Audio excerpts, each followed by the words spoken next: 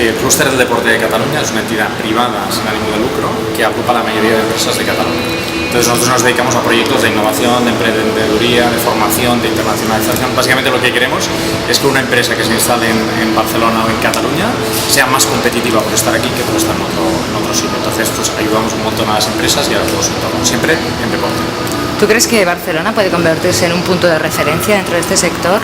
Nosotros siempre decimos que Barcelona en deporte ya es referencia, como en otras tecnologías o en otros sectores como puede ser el móvil o puede ser muchos otros, todavía no somos la referencia a nivel mundial. Nosotros, por ejemplo, cuando vamos a Europa y decimos que venimos de Barcelona a hablar de deporte, la gente se calla y nos escucha. Y cuando vamos incluso a Estados Unidos pasa lo mismo, porque en deporte realmente ya somos la referencia a nivel mundial. Eso se puede potenciar mucho más, pero ya lo somos, no lo podemos ser, lo somos.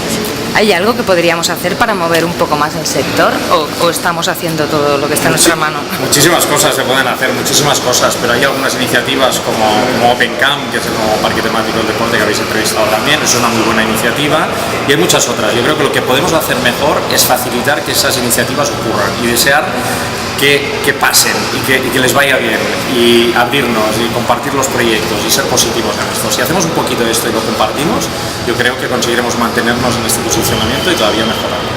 Oye, ¿qué consejo le das a alguien que quiere emprender y que se quiere meter en este sector?